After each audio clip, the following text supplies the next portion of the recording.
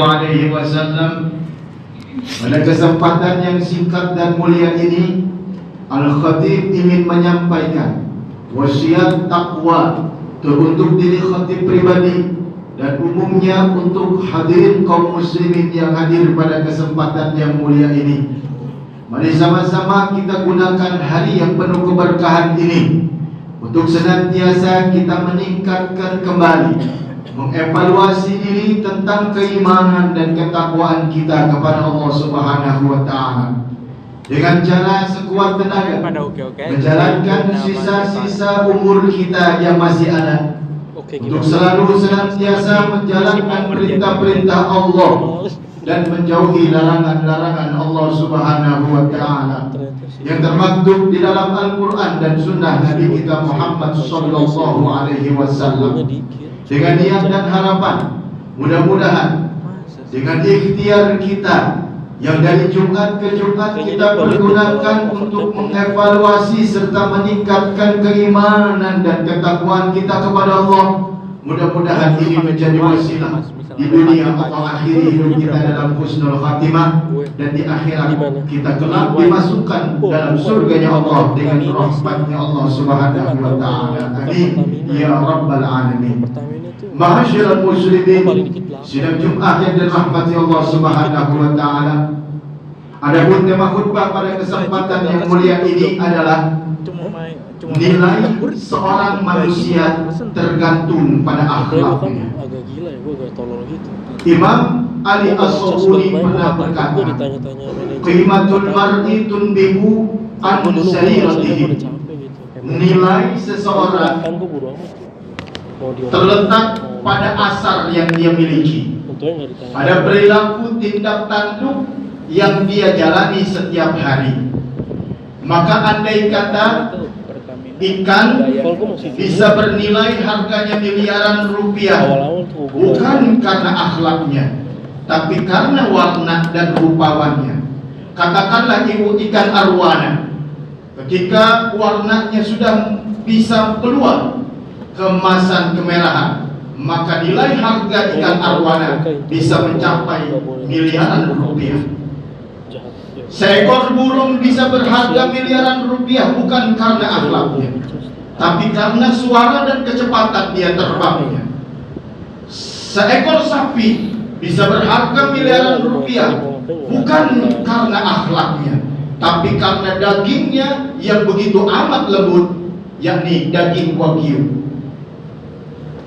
Tiga permisalahan hewan tersebut ini menandakan ciri bahwa Allah Subhanahu wa taala telah memberikan kabar kepada kita di dalam surat At-Tin ayat keempat. Bismillahirrahmanirrahim. Laqad khalaqnal insana fi ahsani taqwim. Dan sungguh kami telah ciptakan manusia sebaik-baiknya ciptaan. Tidak seperti ikan, tidak seperti burung, tidak juga seperti sapi. Maka manusia mulia bukan karena rupanya yang wow, yang menawan, yang ganteng, yang cantik. Manusia mulia bukan karena ototnya yang kekar. Manusia mulia bukan karena pembicaraannya yang lantang, tapi manusia sempurna dan disempurnakan oleh Allah Subhanahu wa taala dengan akhlak yang mulia. Maka di dalam ayat selanjutnya, ayat kelima, Allah berfirman, "Tsumma radadnahu asfala safilin." Kemudian kami bisa jadi menurunkan derajat manusia itu serendah-rendahnya, bahkan bisa lebih rendah daripada binatang. Kenapa? Karena akhlaknya. Kaum muslimin rahimakumullah. Maka dari itu baginda Rasulullah sallallahu alaihi wasallam diutus sebagai rasul terakhir, sebagai penutup para nabi, sebagai uswah al-hasanah al-mutammimah yang melengkapi daripada perilaku akhlakul karimah daripada nabi-nabi terdahulu. Ketika Nabi Isa alaihi salam datang kepada umatnya untuk membawa akhlak belas kasih, Namun Nabi Muhammad sallallahu alaihi wasallam datang menyempurnakan belas kasih dengan cara mendoakan seluruh umat manusia. Mengapa? Karena seluruh umat manusia, baik kafir, muslim, mukmin, adalah makhluk Allah subhanahu wa ta'ala. Ma'asyiral muslimin, sidang Jumat yang dirahmati Allah subhanahu wa ta'ala, akhlak mulia yang baginda Rasulullah contohkan termaktub di dalam kisah-kisah Rasulullah sallallahu alaihi wasallam.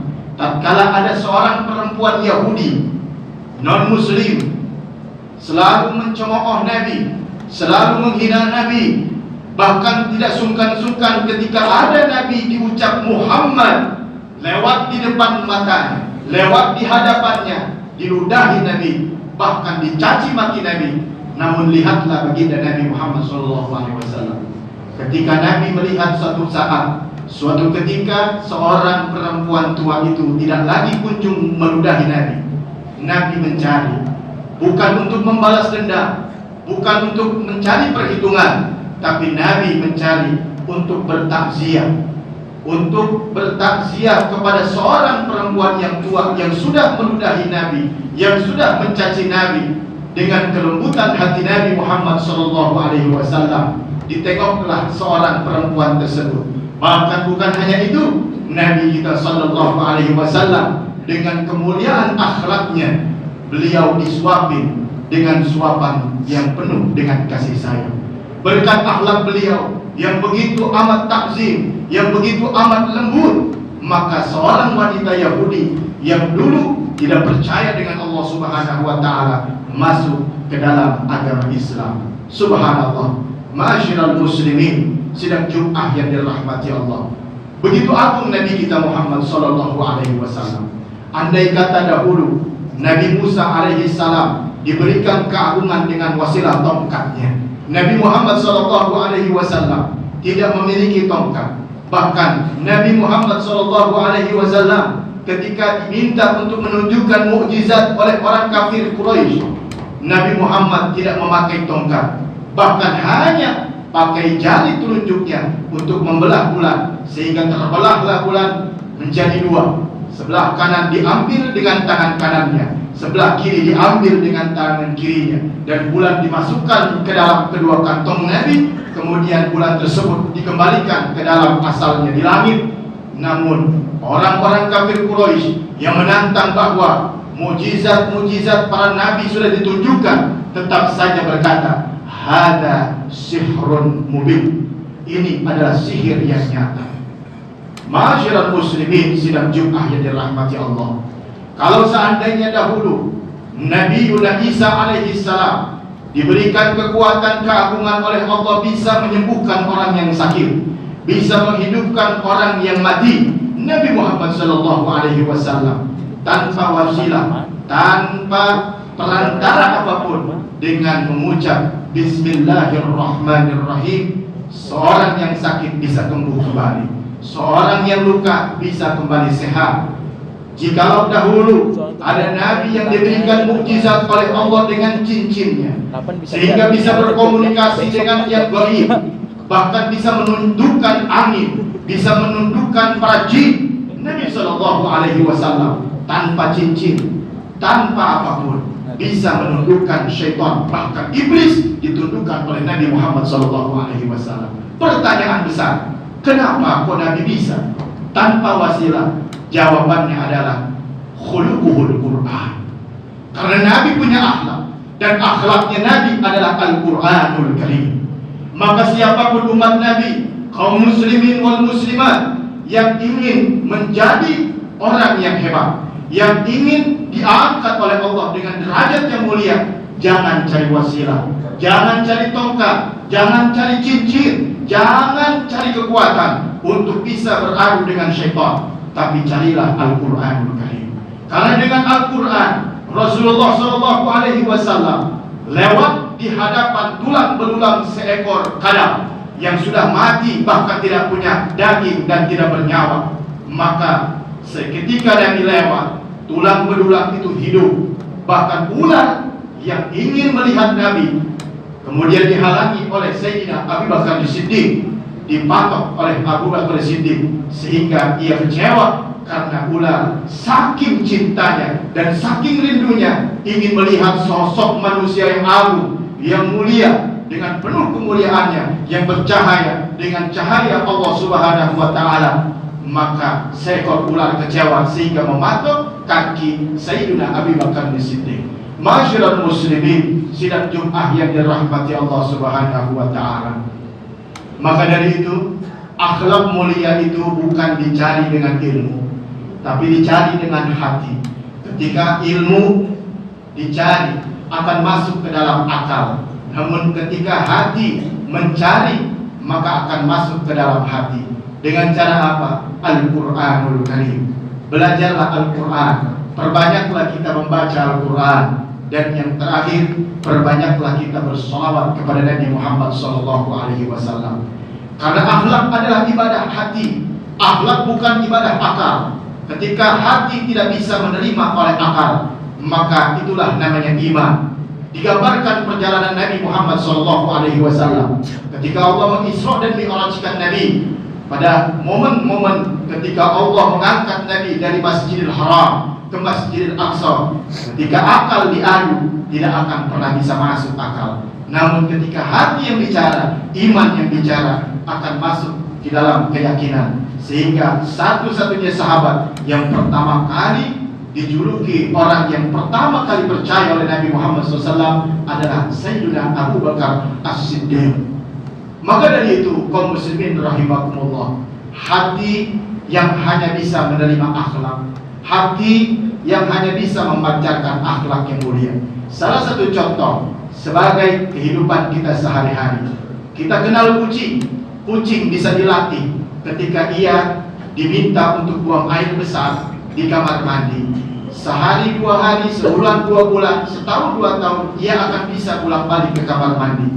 Namun tidak ada satupun cerita dari mulai Nabi Muhammad SAW sampai saat ini ada saya temukan, mungkin kita temukan semut kucing yang masuk kamar mandi dan keluar kamar mandi mengucapkan doa, Allahumma inni a'udzubika minal khubuthi wal khaba'ith.